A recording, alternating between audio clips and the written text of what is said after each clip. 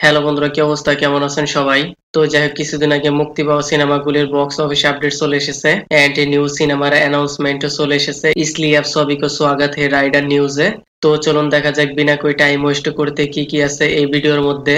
প্রথমে box office update. কিছুদিন আগে মুক্তি পেয়েছে মারাঠি ল্যাঙ্গুয়েজের সাসপেন্স থ্রিলার ফিল্ম দশাবতার। 81 বছর বয়সে দিলীপ প্রভাকর যে রকমের পারফরমেন্স করেছে, really super excellent talented star. Event ট্রেলারেও পিওর গুজবম ফিল হয়েছিল। সিনেমাটি আমি এখনো দেখিনি, যদি দেখার সৌভাগ্য হয় তাহলে রিভিউ নিয়ে আসবো। বাই দ্য ওয়ে, এই সিনেমাটি অলরেডি 3 দিনে বক্স অফিস কালেকশন করেছে প্রায় 3.75 কারোর, আর সিনেমাটির বাজেট আন্ডার 5 কারোর। মনে হয় উইকেন্ডে সিনেমাটির বাজেট রিকভার করেও আয়ের পথে চলবে। এরপর আসি, প্রায় 2 থেকে 3 সপ্তাহ আগে মুক্তি পেয়েছিল মালায়ালাম ল্যাঙ্গুয়েজের dark fantasy super hero film Lokah chapter 1 Chandra. Already এই সিনেমাটি 4th highest grossing Malayalam film of all time and 3rd highest grossing Malayalam film in 2025। একের পর এক রেকর্ড করছে। অলরেডি এই সিনেমাটি world wide box office collection করেছে 210 কারোর, আর সিনেমাটির বাজেট ছিল মাত্র 30 কারোর। দেখলিয়া ভাই, এটাই হলো genuine content and lady super heroine কা পাওয়ার। নেক্সট নিউজ, কিছুদিন আগে মুক্তি পেয়েছে অ্যাকশন অ্যাডভেঞ্চার সুপার পাওয়ার ওয়ালা ফিল্ম মিরাই।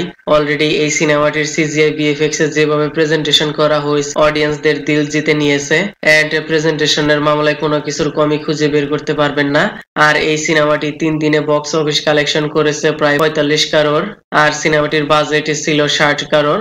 হয়তো কিছুদিনের মধ্যে বাজেট রিকভার করে হ্যান্ডসাম একটা অ্যামাউন্ট আয় করবে। এরপর movie update. Emraan Hashmi and Yami Gautam starrer next movie Haq. In this movie set against backdrop of Shahbano versus Ahmed খানের কেস দেখতে পাওয়া যাবে।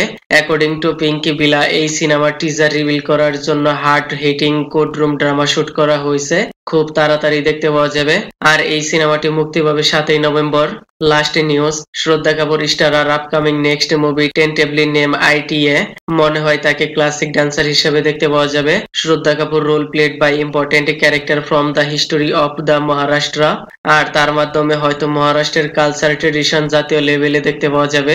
সামনে হয়তো সিনেমার আপডেট চলে আসবে। তো যাই হোক, আজকের মতো এ পর্যন্তই। Kindly subscribe my channel. Okay then, ভিডিওটি কেমন লেগেছে আপনার? ধন্যবাদ, দেখা হবে পরের ভিডিওতে।